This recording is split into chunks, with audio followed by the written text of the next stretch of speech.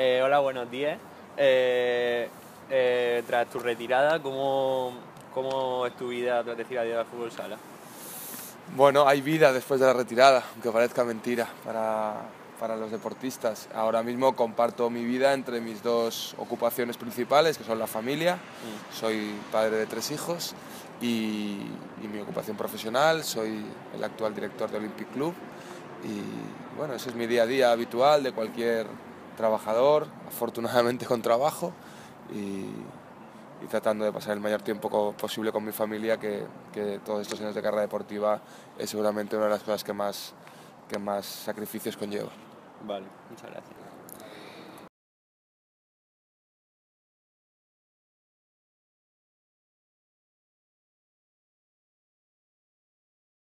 ¿Qué crees que le hace falta al fútbol sala para llegar a más gente?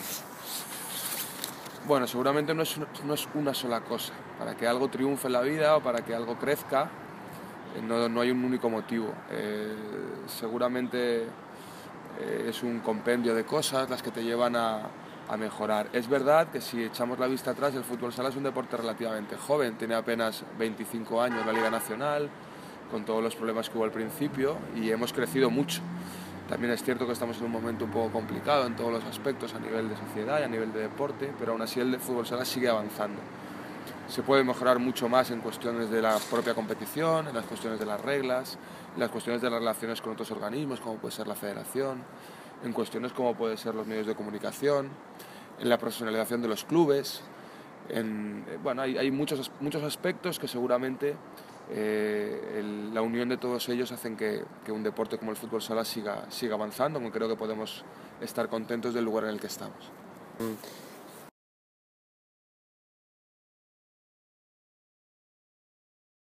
¿Qué es lo que te trajo para venir al Pozo Murcia? Básicamente su historia, lo que significa el Pozo dentro de la historia del fútbol sala. Un momento de mi carrera deportiva en el cual tenía la oportunidad y la necesidad casi de salir. Yo había tenido una experiencia previa en Talavera, después de mis primeros años en Valencia. Tuve un año de vuelta a Valencia, un equipo recién ascendido, que hicimos una temporada muy bonita, pero necesitaba dar un paso adelante. Tuve la oportunidad de que se me abrieron diferentes ofertas en aquel momento, y la del Pozo es la que de alguna manera más aunaba todo lo que yo necesitaba. Fundamentalmente a nivel deportivo, es un equipo que siempre ha estado en la parte alta, siempre ha sido uno de los históricos, de los aspirantes a todo, que es lo que todos buscamos, y luego a nivel personal también me daba algunos aspectos que para mí eran importantes. ¿Qué oferta?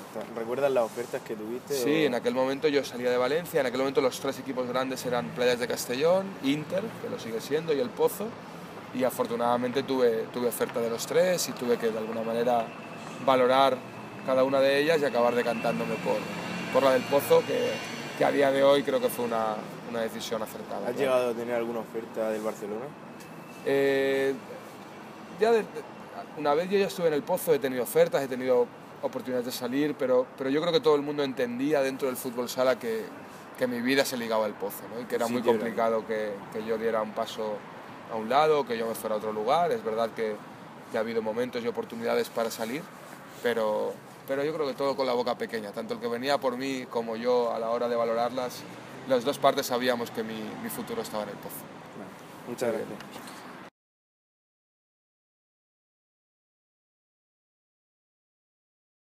¿Cómo es de importante para ti la afición del Pozo?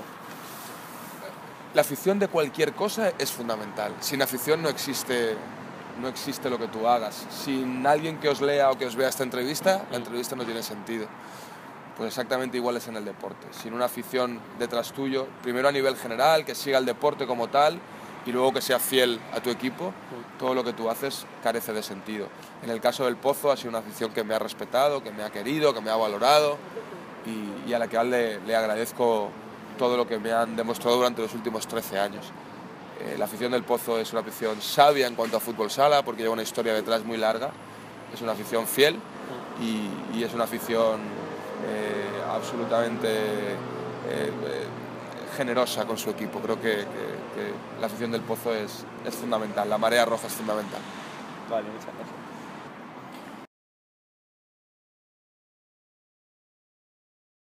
Muy buenas, Quique. Hola. Bueno, Para ti, ¿cuál es el mejor jugador de fútbol sala en la actualidad?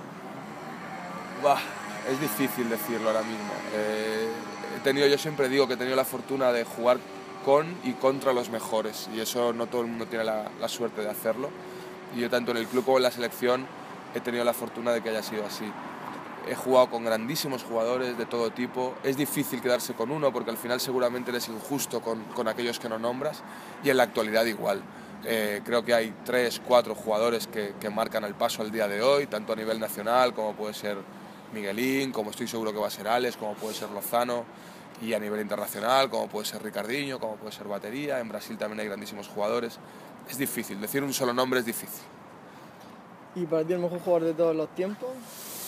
Eso es más difícil todavía. Si abrimos el plano todavía más, es más complicado, porque, como te digo, son aproximadamente 25 años de historia. Seguramente si empezamos a recordar nombres de los primeros años, seguramente a los aficionados actuales casi ni les suenen, pero desde los Bander a Manuel Tobías, a toda aquella primera generación, es complicado decir un nombre. Si tuviera que decir uno, yo siempre digo que el que, desde mi punto de vista, por cuestiones personales y deportivas, ha unado más condiciones para ser el mejor jugador con el que yo he jugado, es Vinicius. Creo que es el prototipo de jugador de fútbol sala, un tío inteligente en la pista, con conocimiento táctico, con unas cualidades físicas excepcionales, con potencia, con disparo, con gol, con capacidad defensiva. Me parece un tipo que además es un chico extraordinario, por lo tanto, si tuviera que elegir uno, aun siendo injusto, sería él. Muchas gracias. Vamos a parar.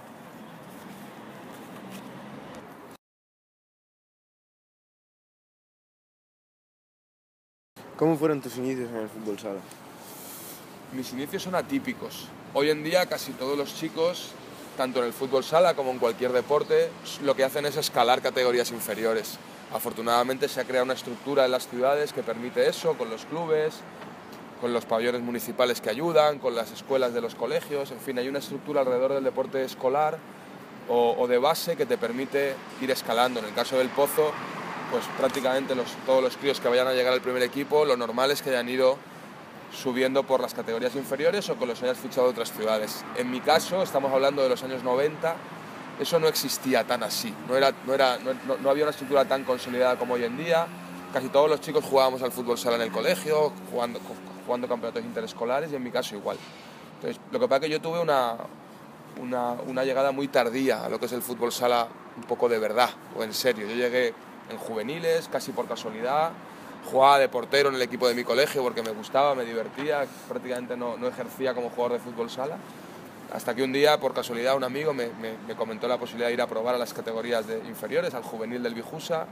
Me hicieron una prueba, me quedé, y eso hablo con 16 años, y en prácticamente un año hice el paso del juvenil filial al primer equipo, y seguramente mi historia es atípica respecto de otras. ¿Crees que el Pozo tiene una buena cantera ahora mismo? Sí, seguramente es, si no la mejor, porque siempre es complicado decir eso, siempre puedes pecar un poco de vanidoso, seguramente es una de las mejores de España, sin ninguna duda. Creo que se trabaja, creo que hay,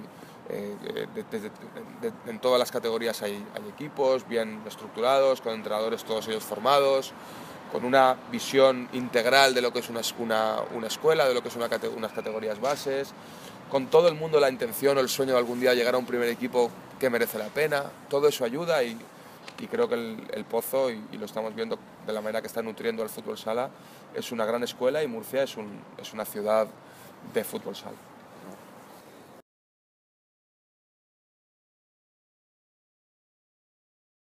Estás aquí buscando y investigando. ¿Cómo viviste el Mundial de Guatemala? Yo era un crío, yo tenía 22 años, yo era el más jovencito de la selección con diferencia. Entré casi a última hora y estaba iniciando casi mi andadura en el fútbol sala. Tenía apenas 4 o 5 años de recorrido, pero no era una de los nombres que todo el mundo tenía en la cabeza en aquella época, de los Santi, de Javi Rodríguez, de Daniel, de Javi Sánchez, de toda aquella generación, ¿no? Yo era, pues seguramente, el primero de la siguiente generación. Tuve la fortuna de poder unirme a aquella generación de oro y convivir en el Mundial de Fútbol Sala de Guatemala con ellos. Aquella victoria fue la que lo cambió todo. El fútbol sala en España había ido creciendo desde desde principios de los 90, llevábamos 10-12 años de recorrido, pero el día que cambia todo, el día que ganamos a Brasil por primera vez, en un partido oficial, en la final de un campeonato del mundo, el día que nos hacemos visibles a los ojos del panorama deportivo nacional, fue aquel día. Aquel mundial aquella final del 3 de diciembre del año 2000 fue el punto de inflexión, fue seguramente el trampolín que nos ayudó a crecer, a hacernos reconocibles por parte de la gente y a tomarlo como punto de partida en lo que el fútbol sala es hoy. Has dicho que ha influido mucho en el fútbol sala español, pero ¿qué influyó en Quique Bonet, en ti mismo? Bueno, yo siempre digo que el Mundial de Guatemala fue un máster acelerado para mí. Yo me convertí en una esponja durante aquel casi mes que convivimos, o algo más de un mes, 5 semanas. Y yo sabía que mi papel en aquella selección era de alguna manera secundario, yo no era un protagonista principal, tuve mis minutos, pude disfrutar del Mundial, pude aportar en la medida de protagonismo, de los minutos que tuve, pero yo era consciente que yo allí estaba sembrando, yo allí estaba de alguna manera, tenía que aprovechar aquella oportunidad que me daban de estar alrededor de aquella gente, viviendo aquella experiencia, disfrutando de aquel Mundial, para lo que después afortunadamente tuve la fortuna de vivir, que fueron otros 12 o 14 años en la selección en las que sí que fui ya un protagonista con un papel mucho más importante y con una responsabilidad mayor.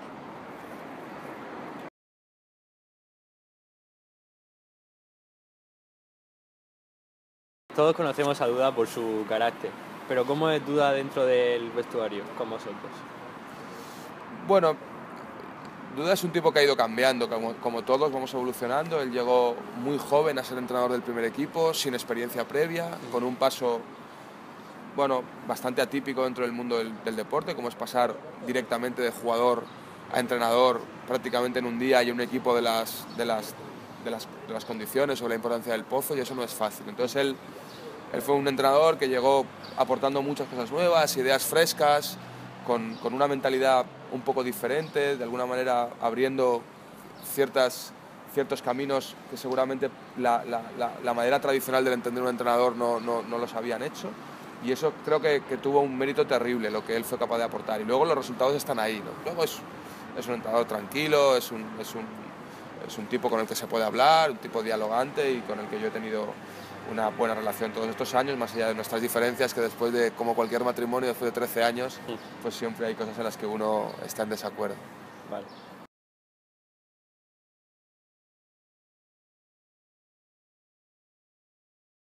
¿Cómo vivió el Pozo la salida de Wilde al Barça?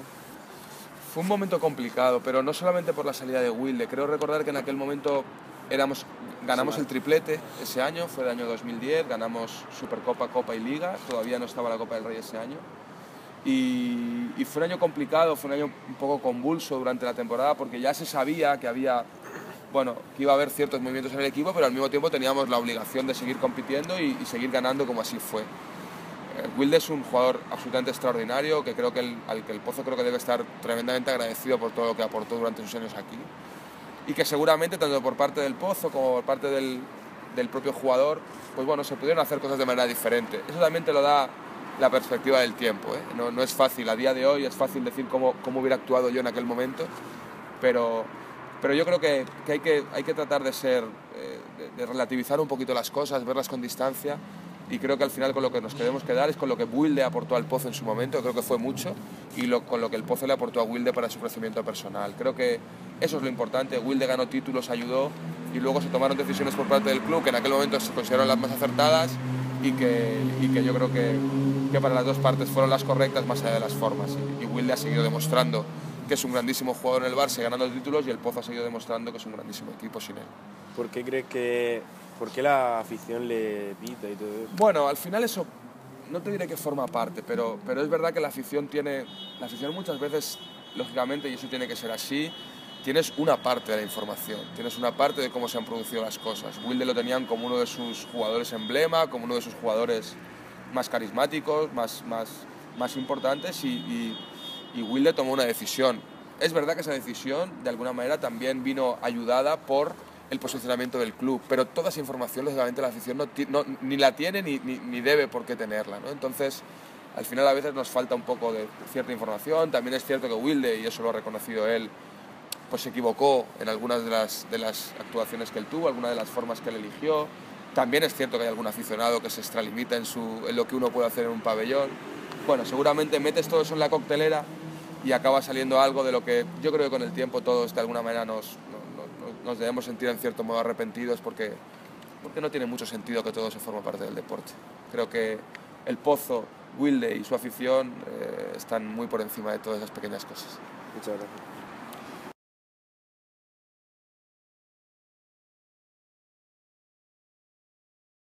Bueno, pues yo quería que me hablases de alguna anécdota que te haya ocurrido a ti, tanto en tu carrera deportiva como en más lo personal. Mira, siempre les cuento, evidentemente después de casi 20 años de carrera deportiva te ocurre casi de todo, ¿no? Tanto a nivel personal como a nivel profesional, dentro de la cancha, en los viajes, en los hoteles, en todo el tiempo que compartes con tus compañeros. Ocurren muchas cosas, casi todas ellas tremendamente positivas, de risas, de buen rollo y algunas otras regulares, ¿no? Pero yo siempre cuento una anécdota que casi parece increíble y que yo creo que fue también un momento crudo, un momento de inflexión en la historia del Pozo y que pudo ser una tragedia, y que fue el accidente de autobús. Yo he sido 19 temporadas jugador de fútbol sala, no me he lesionado prácticamente nunca, y eso es algo realmente complicado en la carrera de unos, aunque sea solamente por cuestiones de probabilidad. Y yo llevaba en aquella temporada, no sé si eran 4 o 5 años en el Pozo, y no me había perdido ni un solo viaje. Y aquel día Duda decidió, ya estaba el primer puesto asegurado, creo recordar, no nos jugábamos nada, y decidió darnos descanso a 2 o 3 jugadores, a Vinicius, al inicio, y a mí, creo recordar, que además éramos normalmente los que íbamos en la parte trasera del autobús, que fue la que peor parada salió de aquel accidente, y ese día me perdí mi primer viaje, y pasó lo que pasó, ¿no? Entonces muchas veces, bueno, te planteas... yo no soy creyente, pero te planteas ciertas cuestiones del destino y ciertas cosas de que a lo mejor hay algo por ahí que aquel día no nos tocaba viajar.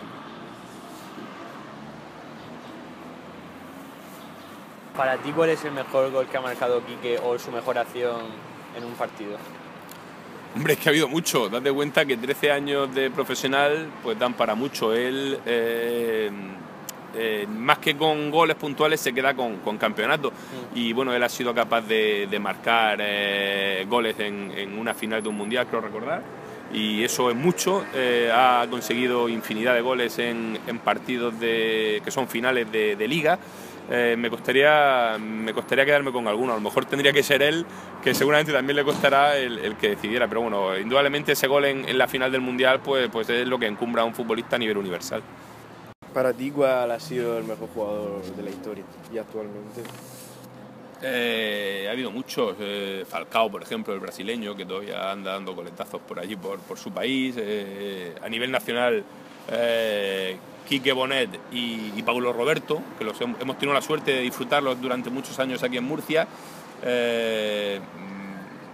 Manuel Tobías, ha habido mucho, en la actualidad también hay algunos cuantos, Ricardinho, de quien todo el mundo habla, y Batería, digamos que están a la cabeza, pero es que ha habido muchísimo. En el Pozo también, en épocas remotas, pues podemos acordarnos de Fabiño, que fue, digamos, el primer gran motor de este equipo, Yera, que fue el impulsor del fútbol sala en Murcia por su llegada.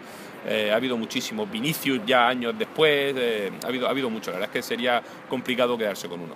¿Y qué opinas sobre Sergio Lozano? Sergio Lozano ha sido elegido mejor jugador del mundo, y eso son palabras mayores. Es un jugador, yo diría que casi universal, en el sentido de que puede jugar de cierre, puede jugar de ala, tiene gol, tiene una fortaleza física impresionante, un disparo tremendo. Es un jugador que además asume el liderazgo, y es de esos jugadores que marcan época y que lógicamente también habría que incluir en ese grupo de elegidos. Este mensaje es de Fútbol Internacional y te pregunta: ahora que eres un jugador retirado, ¿te gustaría dedicarte a formar a jóvenes? No me importaría. Yo siempre he dicho que creo que es bueno un pequeño proceso de desintoxicación, de apartarse un poco del parqué, aunque sea un poquito, en cuanto a distancia y en cuanto a tiempo, para volver a tenerle ganas. Y muchas veces me han preguntado por la posibilidad de entrenar o de no entrenar. Yo a día de hoy reconozco que no tengo ninguna intención, no me pica en absoluto el gusanillo de ser entrenador, pero quizás sí poder de alguna manera intentar aportar toda la experiencia o todo lo que yo he podido vivir durante todos estos años a los chicos más jóvenes. Creo que es seguramente un campo tremendamente gratificante, el de la formación, y que bueno, no descarto algún día el poder, si tengo la oportunidad, de dedicarme a él para, como te digo, para tratar de ayudar con mi experiencia a los chicos que están empezando y que les gustaría ser jugadores de fútbol sala. Nuestro buen amigo Domingo Vicente primero te da las gracias por todo y luego te pregunta qué es lo que tiene el Pozo que te atrajo, que te ha tenido atado tanto tiempo. Bueno, seguramente hay, como hablábamos al principio, no hay un único motivo por el cual uno en este caso decide ser absolutamente fiel a un club. Seguramente es un compendio de cosas, diferentes circunstancias las que te acaban llevando a entender que tu carrera deportiva, desde el momento en que llegas a Murcia, tiene que acabar en Murcia y tiene que acabar en el Pozo. El Pozo es un club, primero, absolutamente serio, y eso hoy en día son palabras mayores en cuanto al cumplimiento de sus obligaciones, en cuanto al trato del jugador, con una estructura consolidada, con una afición fiel, con una ciudad volcada con su equipo y en la que se vive muy muy bien, con un palacio de deportes excepcional en cuanto a instalación para practicar tu deporte.